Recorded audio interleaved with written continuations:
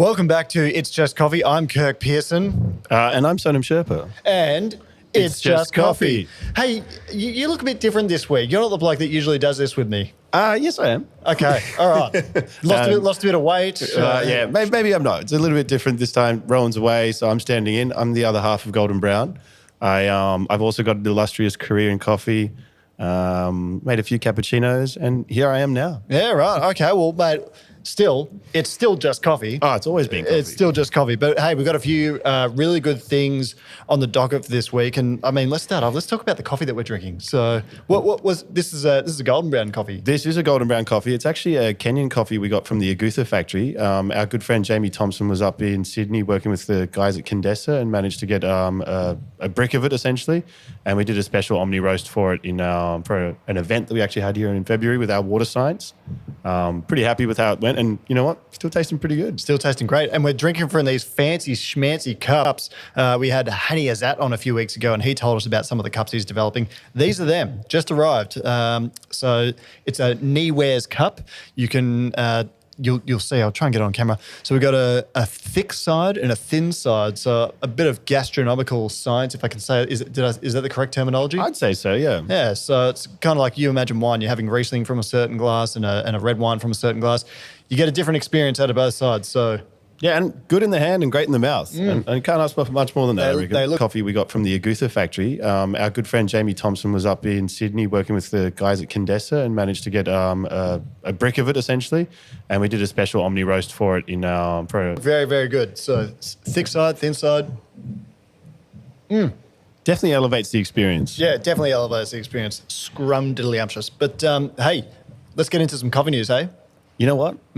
I'm back on my coffee news. You hit me up. Tell me more. I'm in deficit. Okay. Well, we spoke, I think, last week about the Australian barista champion, Jack Simpson, going back to back. Right? Huge. So Axel Coffee Roasters are serving said coffee in a kind of like a ticketed event. So you can actually, the consumer, can go and buy a ticket to this and try the Australian and future world barista champion, Jack Simpson's coffee, and there's a milk, there's an espresso, and there's a signature drink component, and they're doing that at Birdie, or with in collaboration with Birdie in the city. So, that's correct. Yeah, it came across my inbox, and I was very wowed.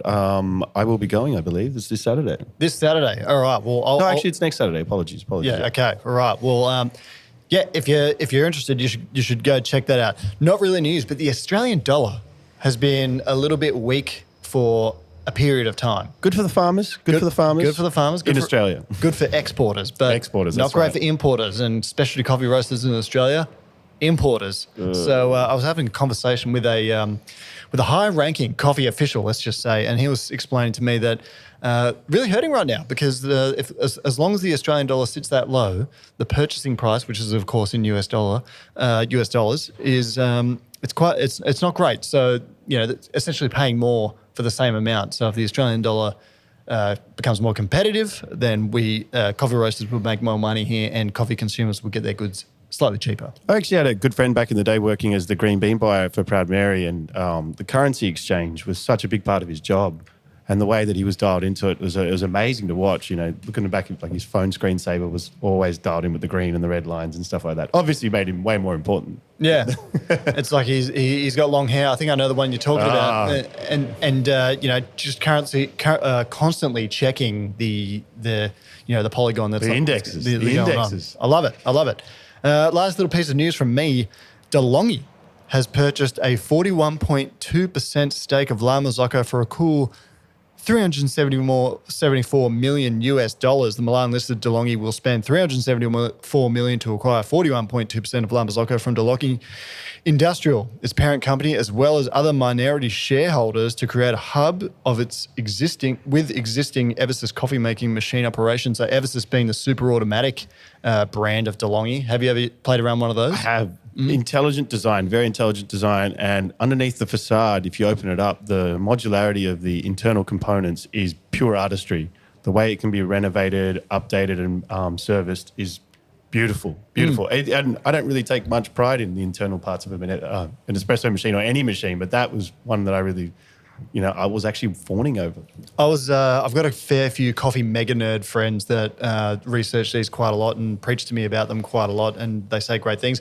I've had a play around on one with before. It's pretty good. You can actually go to Coles, some Coles outlets, and I've got one of mine. Yeah, and get yourself a latte mate. So if you ever want to check out Nemesis, I probably shouldn't be sending people there, but hey, you can try it out. So just to go back, does that mean the perceived value of La Marzocco is 800 million US? Is that what we're probably. saying? Yes, it's over $1 billion Australian. Yeah, that's a lot of lattes. Yeah, that's a lot of lattes. I'll tell you what, I thought it'd be more.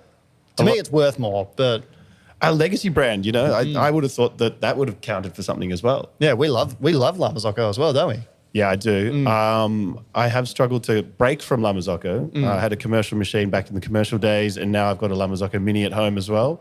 I actually just updated to the Pico grinder, and may I just say, beautiful. Probably chef's kiss. Yeah, I would say the best domestic grinder, and we've touched a few. Okay. In my opinion. Yep. All right, well, love that. You heard it here first from Sonam. Sonam, we're going to switch up the order a little bit today with the way we're doing the podcast, aren't we? Yeah, I mean, me and my wife usually do this. It's a bit of role reversal tonight. Oh, all right. That's a hot take. I like that. We are not cutting that out either. Sorry, Claire. All right. No, I just thought, to get a bit more insight into you, Kirk, and what makes your wheels tick and what makes your beans grind, I thought let's ask you some questions. You're always the one throwing out the questions, trying to catch other people off guard, but today it's my turn. Okay. And you know what? I've always been of the opinion that the questions matter more than the answers. Yeah, right. Well, your turn to ask the questions then. Okay, well, let's take it back. Let's take it back to wee Kirk when he was just a young lad. He's just waltzed into Melbourne. What was your first job? Well, I'll start off with a little bit of context here. Yeah. So I actually studied journalism. Oh, really? At university. This makes sense now. And so I was quite committed to being a journalist. I always wanted to be either a journalist or an economist. So good industry. I love economics, but so while I was studying, I actually worked as a kitchen hand, so washing dishes for a chef, and that's back in the day, like just on the going toward the last few years of like the crazy chef era, where chefs could sort of operate as tyrants and all those sorts of things. Wage theft was the norm. And a few dodgy deals going around, and fry pans flying across the kitchen. Yeah, I remember those. I remember those days. But anyway, so my boss at the time, he offered to teach me how to make coffee, because the problem was that a lot of us uni students were working for him, but uni students are notoriously unreliable. So he was just thinking, I need someone that rocks up to work. Kirk, you're good for it. Kirk, would you like to learn how to make coffee? I thought, it beats working with this crazy chef. Sure. And so was that the aha moment? Was that the moment you decided, you know what? I could take this further? Or did it get a bit further down the line before you're like, you know what? I'm going to open a cafe? Well, I actually didn't drink coffee. Yeah. Oh, there's a hot take. So I actually didn't drink coffee. So I started trying it. And I thought, geez, this is, it's okay, a bit bitter. I feel anxious. Yeah, anyway. But the problem is, when you first start to make coffee in Melbourne, a lot of the customers pick up that you're the new barista and I think, I don't want him making my coffee. Oh, and so some days they'll literally walk in, they'll look at you, see that you're making coffee, and walk straight back out. And so it was disheartening, Sonam. Yeah, I've been a victim to this as well. Yeah. I've been a victim. And so I decided, you know what, I like a challenge. And I really sort of knuckled down and decided I'm going to get better at making coffee. What was the first coffee brand you worked with? Like the roaster? Yeah. Veneziano coffee. Oh, straight in. So it was pretty good. It was a cafe called Miss Frank in Camberwell. Ooh. Still standing. I mean, that's a good sign of the cafe. Yeah. So still serving vedettes? No. New owner now, doing different things. Fair enough. But yeah, so that was my first start, and so during that time, I'd go to different cafes and try different coffees. Started reading the Barista Hustle blog post. He was just doing blogs back then, and that was kind of like my Bible. And then, so long story short, bounced around to a few different cafes, and I think it's good when you're first starting that you spend a year at different places. Not trying to make you disloyal to your business, but I really enjoyed going and working at a few different cafes, working with a few different coffees, and learning a few different styles. Yeah, definitely. I think also the processes are completely different. Like you're going to get someone that's really heavy on make as much money as possible, and then other people like make it as fast as possible. And it's different from a city cafe to a suburban cafe as well. Oh yeah, the experiences. Yeah. Also, like how severely understaffed you are at either of those. Yeah. At any point. So yeah, I mean, I just started working at a few different cafes, and I think my best sort of working for someone else on a coffee bar gig was when I was at St. Ali, because that is a place where you have to be able to make a lot of coffee, needs to be made really well. And at the time, we had a few industry titans who have gone on to do great things as well. A few that we work with, so Jamie Thompson, Dan Dick, yeah. Were you there for the Dobbers era as well? I was there for the Dobbers era. Dobbers and Andy Hart? Andy Herndon for a little bit. Yep. So Andy Cooks, if you watch Andy Cooks, have you met Andy? I have not met Andy. I would like to meet Andy. Please come by. Yeah, no. Let's do something. Andy's a great guy, and so's Dobbers, and they've both been through a lot and overcome a lot and succeeded a lot. So actually, bit of coffee news. Is it true that Dobbers just went to Indo to start the St. Ali barley? That was a few. Oh, he might have just gone, but he's just gone. Yeah. Okay, I just got that from a mutual friend. Just 2 days ago. So, breaking news. Well, turns out I did have some news. Hey, I got some more breaking news. I think they're expanding into other countries. Makes sense. I don't know if they appreciate me really saying that, but anyhow, we said it anyway. So also, like, let's just fast forward a little bit. And now you're starting the cafe and you're starting it from scratch. So that's pretty hard. And you've also then got to turn it into a tangible business. So it's not just, hey, I put a coffee machine in a room, I've made it really pretty. You've actually got to then have patronage. You've also got to have branding. You've got to have all these different parts. Like, what are the biggest challenges you've faced so far? And like, how'd you overcome them? Yeah, so we opened a cafe, Project Zero Coffee, about a month ago now. It was 4 weeks yesterday. Ooh, so congrats. Here's the anniversary. Thank you. Cheers. Cheers. Great cup. That's great. And so the challenges have come in thick and fast. Like it's kind of crazy. Yeah. First of which, I guess one of the initial challenges to open it, was having enough money. Budget. Budget's everything. Yeah. Barista wage. It's not conducive to investments, let's just say. Yeah. Not in the cost of living crisis. Not during that era. So I guess the biggest initial challenge was having the capital to be able to do it. So I was saving a little bit of money, working a sales job for mutual friends of ours. And so I was saving a little bit of money, but actually my mum passed away last year in February. And so she had been battling an illness and she actually left me a bit of money, which kind of was the point where I was like, okay, I can do something. So while I was preparing to do that, I met a guy named Johan at a pop-up I was doing called Sub-Zero Coffee, and I think we were speaking for about 2 hours, and his wife and kids were sleeping in the car. Just hit it off. Hit it off big time, and I made him what he still calls to this day the best coffee of his life. Oh, what a moment. Yeah, so it was a good moment. But when we were talking, we were kind of talking about like, okay, well, these are the things that I think is wrong with the industry. And Johan actually comes from a tech background.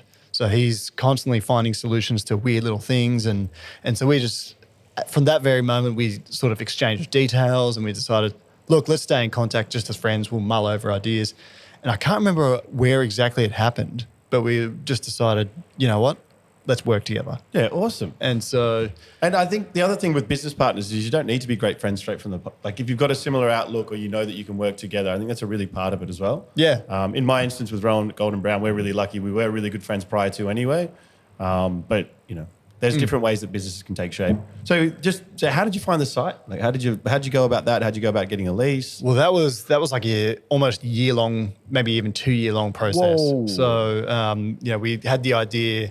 And we wanted to do something that worked. But I think we were both of the mind that, for one, we need to find a space that can allow us to do what we want to do, and that is so important.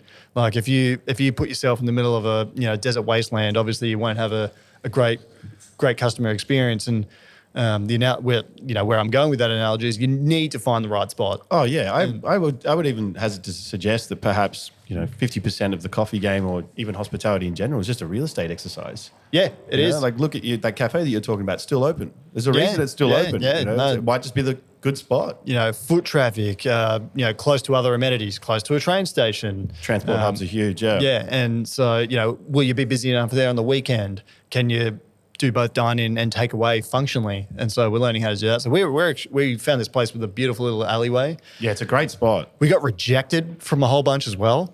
So really? There was about 4 or 5 other sites that we applied for, and we thought we had one that we were just like, all that was left to do was sign the dotted line, and then the landlord actually pulled out. So you find there's a few different challenges like that as well. Oh man, that sucks. I mean, I'm glad you got the spot you did. I think it's an excellent spot, and I think it's really befitting that indoor, outdoor, and also the takeaway and also in-house situation that you're rolling with. And then just with the brand side of things, now you've got your cafe set up. How did you go about building the Project Zero brand? Well, I mean, so Project Zero comes from, my other thing was called Sub-Zero, and I wanted to keep it somewhat related. Smart. And so, but what we're trying to do is make a cafe that is more efficient, so uses less coffee, makes the coffee quicker, but keeps the customer experience real. I think my greatest fear, and a lot of customers' greatest fear, is that you ended up getting your specialty coffee off a 7-Eleven machine that's like on steroids or something. And I never want to see that happen. I think one of the best elements about coffee is the human connection. So it's paramount. Yeah. And so we want to keep that human element inbound, but we also want to make our jobs easier. So we use a lot of technology that we don't really bother the customer with, but we use a lot of technology and analytics behind the scenes to help us do just that. Oh, nice. Anything you can privy us to? Yeah, so I would call this, I guess, a harmonious approach to machinery. So, say for example, we've got a grind-by-weight grinder. Grinds all the coffee to the exact weight that you need, to Perfect. a great standard. Then it goes through a puck press. Then it goes onto a La Marzocco machine that has scales inbuilt to it. So all these so you don't have to weigh things manually anymore. You don't have to tamp things manually anymore. You don't have to look at your shots and worry about whether they're exact or not anymore. And then we've got things like an Uva milk that steam the milk for us, and we're going to upgrade that to the new edition when that comes out. So, there's all these different little pieces of technology that eliminate old pieces of work that you had to do. Yeah, so when the margin for error comes down, also the margin of time that you spend on the coffee comes down, and also that means more time for the customer. Yeah. And we've also got a method of making coffee. I won't delve into too many that's your secret sauce. Your secret sauce. But we actually can use less coffee to make more coffee. So, amazing. We've got a goal to sorcery to use 30% less coffee than your average cafe. And this is where and that's not coming from a greedy point of view. It is so hard to make a buck out of a cafe, to make a buck in hospitality. The model is kind of broken. So we're trying to make these other little adjustments so that we can save money in areas to actually be a functional, profitable There's cafe. a saying, every cent is a prisoner. You've got to lock that in. You can't let them go. It's tough. Wastage in particular is just one of those things that if it slips out of hand, it's just disgusting. And then we're going into an era of, say, climate change, for example, where coffee it might become more scarce than it is right now. And so I think as an industry, we need to learn how to use less. And so to make extract more. Yeah, it makes sense. So I do love the flip on the classic old fashioned cafe. I was like, how many kilos you doing? How many kilos you doing? And you're like, we're actually doing 30 kilos less. Yeah, 30% less. Sorry, that's amazing. So we're coming up with a model, and there's challenges around that. Everything seems so great on paper when it's an idea, but when you actually have to put it into practice, that's a whole different beast. And so the way we make coffee, we've had to work with our who roasts for us. So we roast it ourselves, but we get some consulting on that. And so that's been a challenge as well. So that costs a little bit to do, but it's been a world-worthy endeavor, and I'm pleased to say we're on the right track with that. And I think it all adds to that unique selling point. If you've got that thing that no one else has, especially in the coffee industry, which is really, really saturated, that's a massive point for you. Yeah. Awesome. All right. So just also now that the cafe's running, tell me about it. How are you going? I mean, to give you some background, I've actually had a few cafes in the day, and that first month could not be any harder than anything I've ever done. I've had kids, and even that first month in the cafe is probably harder, to be honest. It's been a unique experience, and unique in the sense that first week was quiet, and then the next week doubled, and then the next week doubled from that, and then this week's doubled from that. Oh, and it's a great problem to have, but it's kind of like a perfect storm of circumstances that have contributed to it. So one of the ideas I had from the inception of Project Zero Coffee was elevating cold coffee So and big in the States, makes sense. Big in the States, but I know we got the spicy takes coming later, but I personally think that cold brew largely is made badly. Yeah, of course it is. It's disgusting. And so what I wanted to do was, make a cold brew that everyone loves. That's no sugar, no syrup, no artificial, no garnishes like a dried orange peel in there, nothing. Just wanted to make a really good cold brew. And so we did. So we're using some special sort of fruit macerated coffees to do that. Oh, yummy. And much to my surprise, what's happened is some influencers have stumbled across the cafe. They've tried it. They've really liked it, and they've posted about it on this social media app called Red Book. Red Book? Red Book. And, okay. And so Red Book's like a Chinese social media app where people, it's like the Chinese Instagram, I guess you could say. So what's happened is someone shared it on that, then more people have shared it, and it's been like this multiplier effect. So we make more cold brew than we do lattes at our shop, which is whack. Yeah, I know. More cold brew than lattes. So how you make? I mean, obviously, don't give it away. But what's the method for the cold brew? So we brew it hot. So I mean, out of the Fetco. There's a few. We got a special recipe. Yeah, of course. No, that's yours. I don't want anyone just being able to go and do this. But we use more expensive coffee. Yep, that's a good point to start. Yeah, we try and yield more out of it, like I was saying before, and then we also we also brew it hot, which is like most people say, oh yeah, cold brew, leave it in the fridge overnight. I don't personally subscribe to that. I think you need hot water to properly extract coffee. I 100% agree. Yep. That's my biggest detractor on cold brew. I think it tastes like fridge. Yeah. So we've got these coffees that first we had like a peach flavored coffee. So it was fruit macerated, so macerated with peaches, and the coffee actually absorbs the flavor of the fruit. So we brew it hot, chill it, do a few other secret little herbs and spices. No, not actually, but we have a method for brewing it. And then so we had this peach flavored cold brew that everyone's raving about. And so on a hot day, it's just like we couldn't keep up.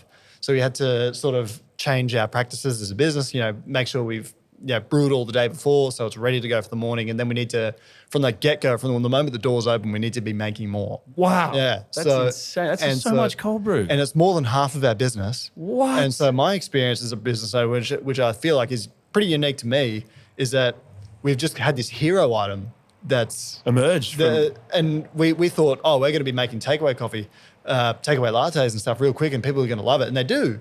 But the cold brew has been the hero of what we're doing.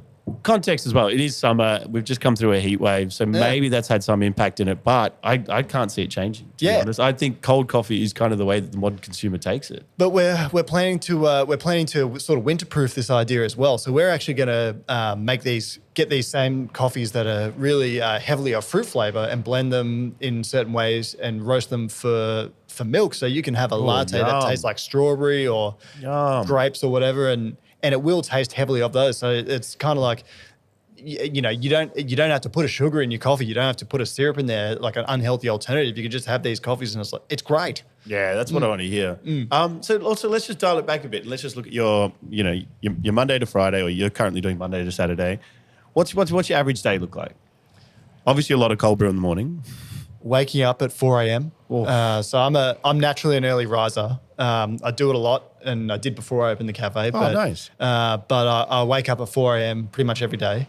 Have some breakfast, walk to work. I get there at about 5:30, which is well before open. I'm just kind of in that concerned business owner phase where I was like, I get there half an hour in case of emergency. Yep. Which is coming handy, by the way. So definitely been a worthwhile thing to do.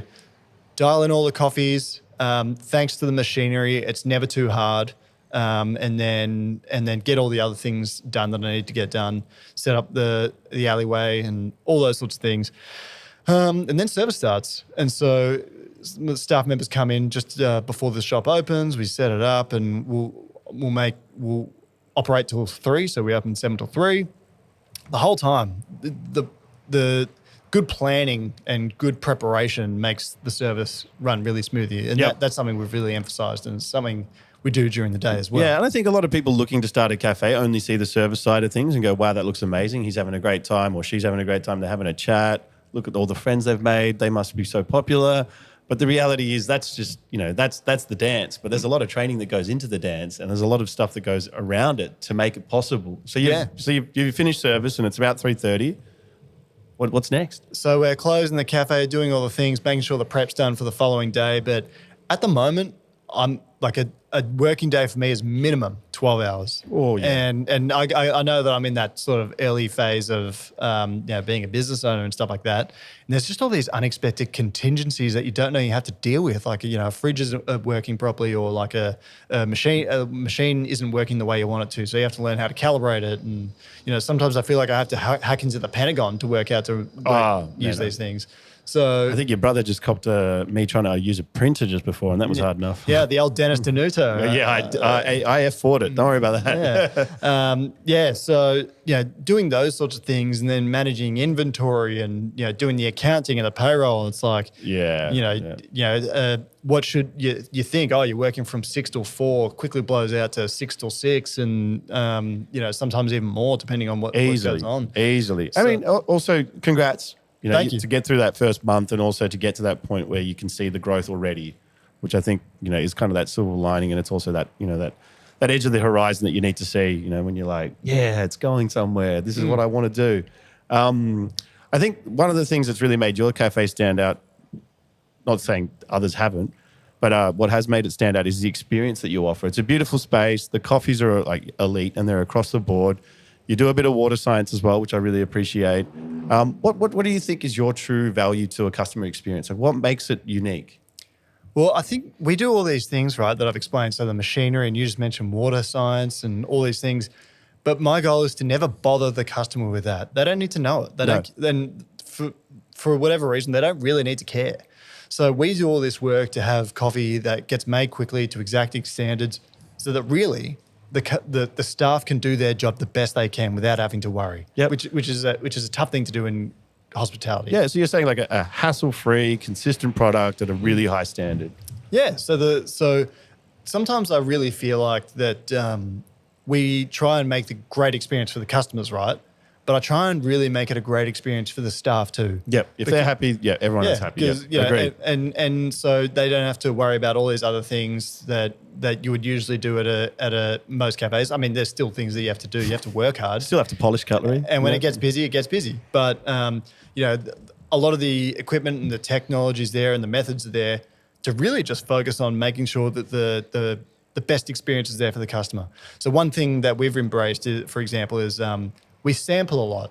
So a lot of customers come in, and while they wait, it's like, would you like a sample of this batch brew that I can instantly give you? And it's like, okay, well, that's different. And that coffee tastes great as well. I might try that next time. Been great for us. Yeah. The cold brew, I think that was like, we mistakenly gave it to a blogger, and they're like, oh, this is great. And they've gone on to post it on Redbook sort of thing. Amazing. So these sampling of things, it's been fundamental to what we do, and kind of just getting our customers curious about other coffees than just a latte. Also, they'll never know if they don't try it. Yeah. You know what? Yeah. If you're on autopilot, it's let's just say it's 7 a.m. You're on autopilot, or 7:30 you open. 7:30 you're on autopilot. You're just ordering what you normally order. You're not thinking about it. And then someone comes up with another alternative, which is faster and more convenient and delicious. Yeah, and I feel like a lot of customers, yes, a lot of customers have been given the circumstances where it's like a necessity to be a low altitude flyer when you drink your coffee.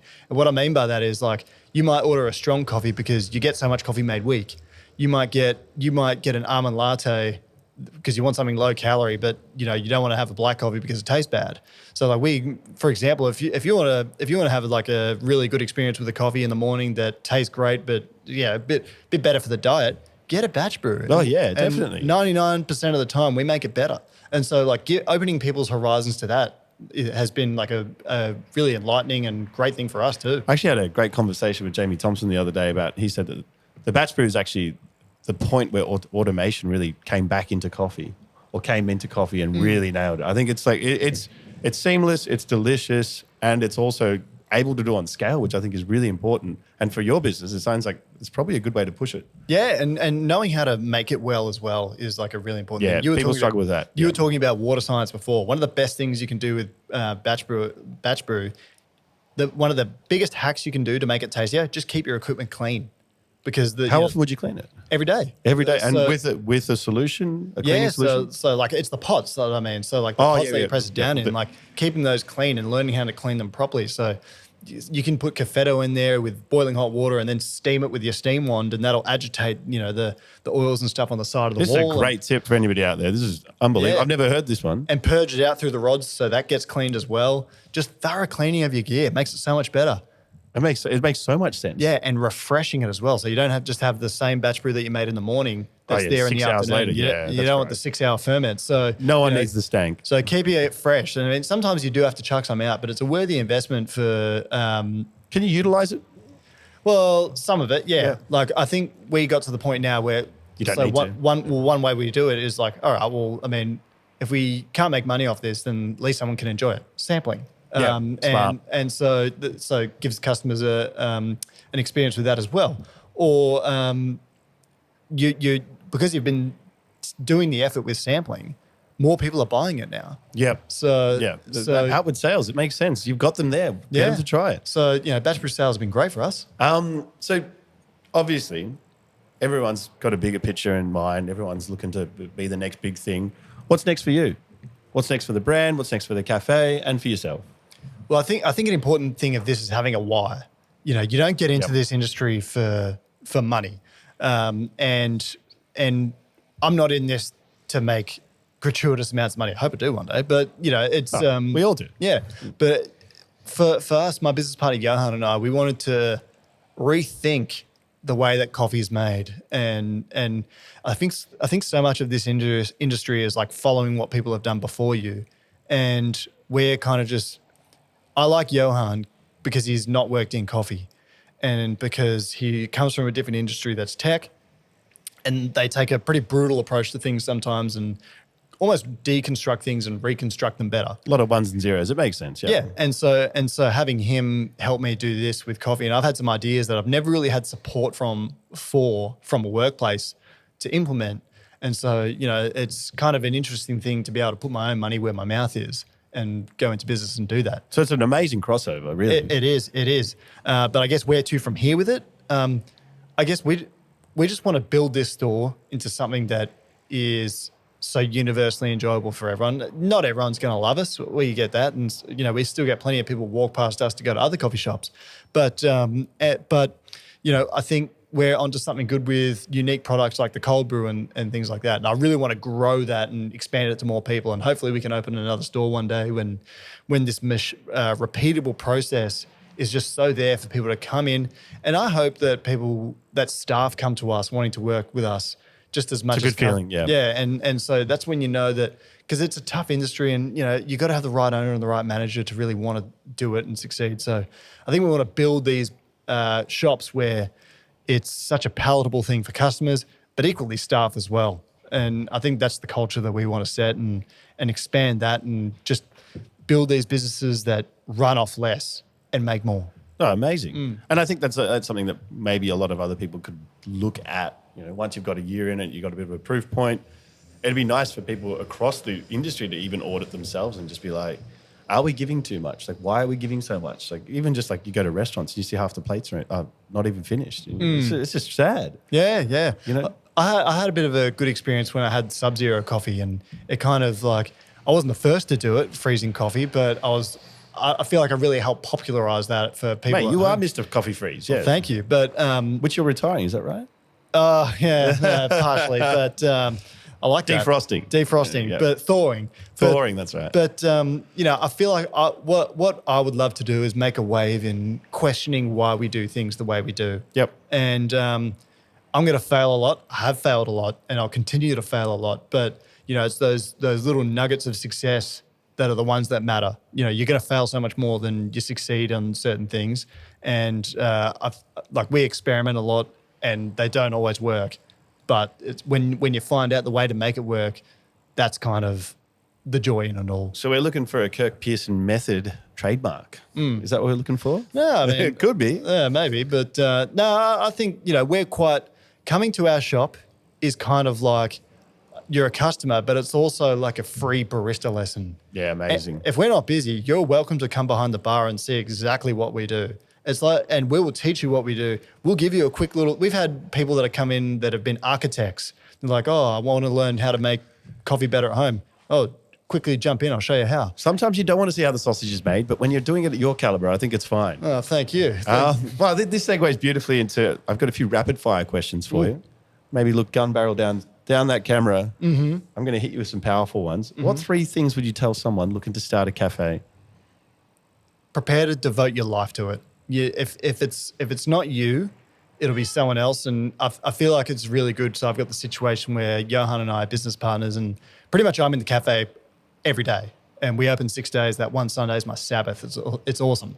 But you're going to have to put in so much time into it. And I saw a quote on Instagram. I can't remember who said it the other day, but basically it was saying about a business investment, it will always take twice as long to accomplish, and it will cost twice as much as you think it will. Oh, yeah. And that is 100% true. So, and a big part of it is you got to enjoy that process. Yeah. If you don't enjoy that process, you probably shouldn't be in business, because you're in there for a while. I love what I do, and I've got a lot of support from good people as well. But which segues into my next thing is make sure you've got some money saved, because you need to have some money in the bank for birthdays. Birthdays, but just being able to keep yourself alive. And you've got business expenses, but you've got personal expenses as well. Yeah, so, and you got to pay your staff. Like that's a non-negotiable pay rate.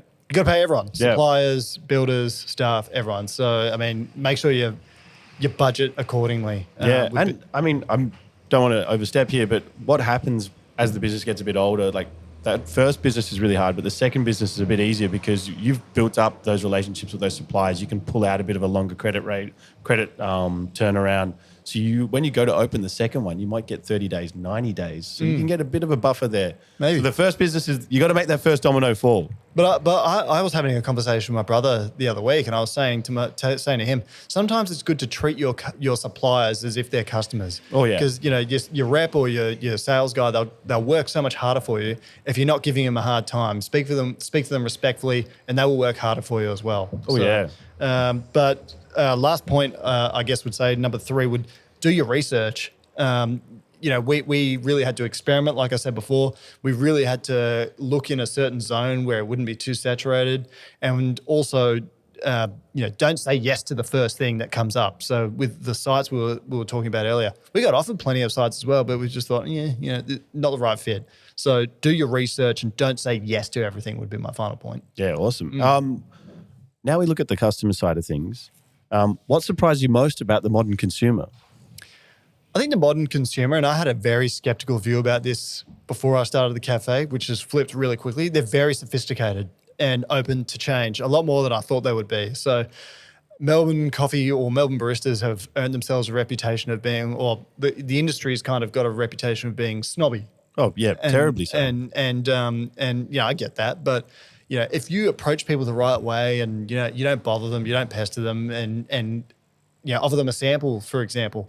Like it's been a wonderful thing, and I think a lot of customers have changed what they drink since they've had a coffee at our store, and it opens their horizons, and it's that trust. But really, people are so much more open-minded about coffee than I kind of thought was possible. So that's probably in some part to the average coffee IQ being higher now?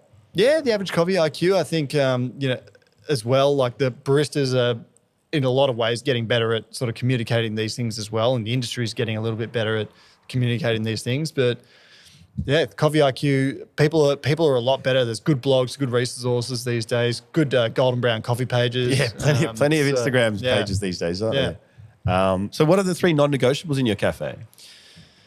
Good vibes. Yep. Good coffee. Perfect. And really a commitment to being your best. So, obviously the good coffee is a non-negotiable. The good vibes is non-negotiable. I think a level of curiosity among the staff as well is, I don't really want to hire people that don't want to get better at what they're doing. No. So it's just a basic non-negotiable for me, and it's been awesome to have that. I think there's nothing worse when you get into a venue and the vibe is off. I think we've all been there, haven't we? You take 2 steps in and you're like, shit, I hope he doesn't see me walking out. Yeah. And then try and order something that's off menu. So you go, I'll have to go somewhere else. Sorry.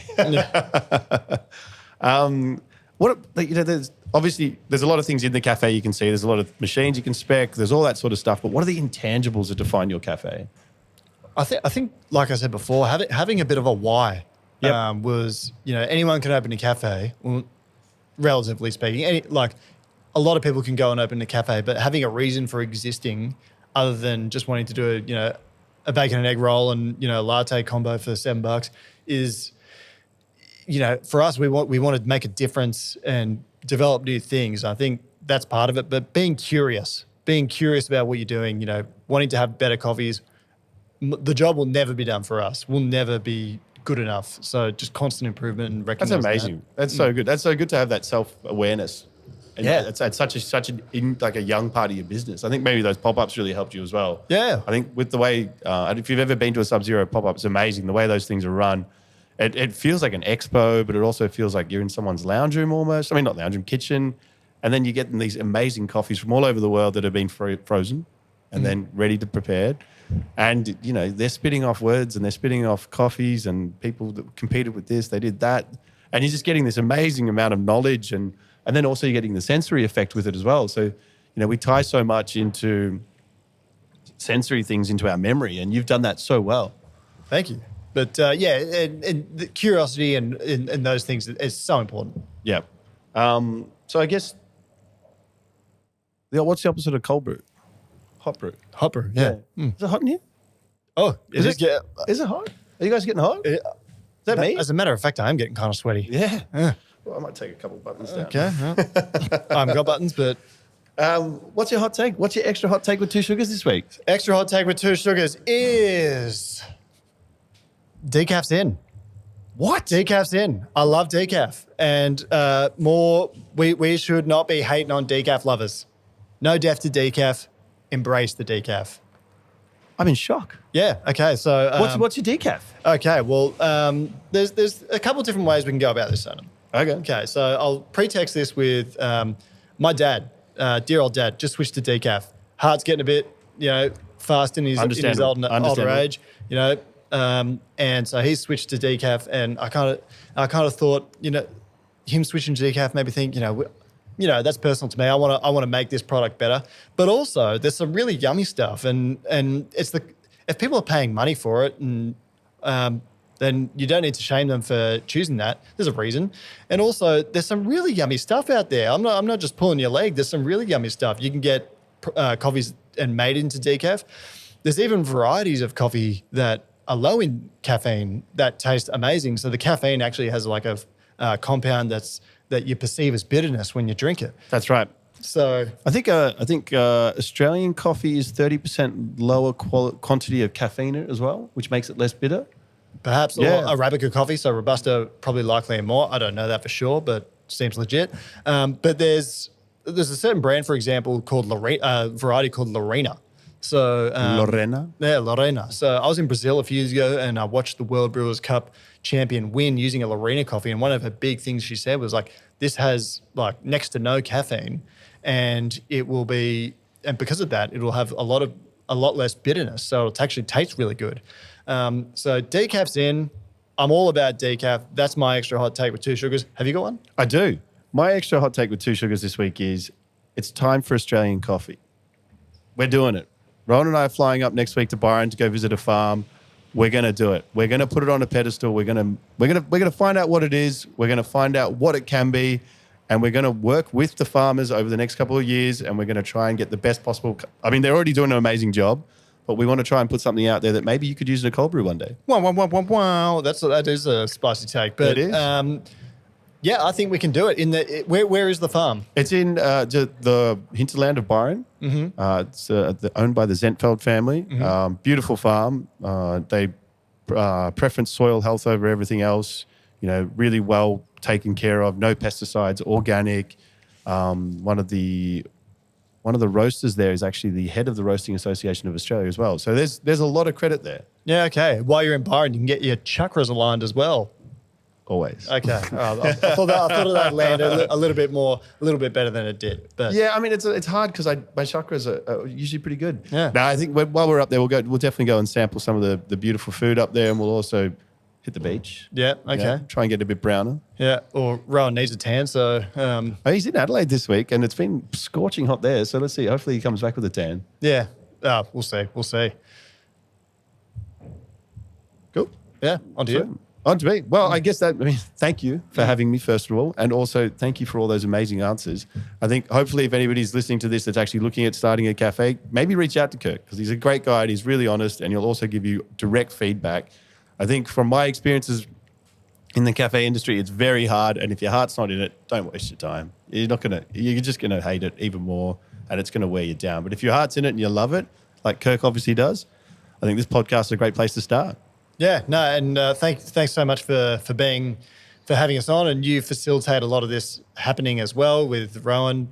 You're not the camera guy, but you make a lot of this all happen. So, look, it's the same thing we said about the service is the big dance. You got to have a lot of other stuff to make the dance happen. I'll tell you what, you got a good voice for radio though. So do I? Yeah, face for it too. Yeah, very, very good, very good. But hey, so good to do this with you today. Thank you to you. Thank you to Rowan. Thank you to Knee Wears for the cups as well. We love you. And once again, everyone, it's just coffee. Oh, can we do that one more time? I missed it. Okay. Once again, everyone, it's just coffee. All right. One more time. We'll do 3, 2, 1, then we'll go. 3, 2, 1. It's just coffee. I feel like we got that. Cheers. Bang. Thanks, Kirk.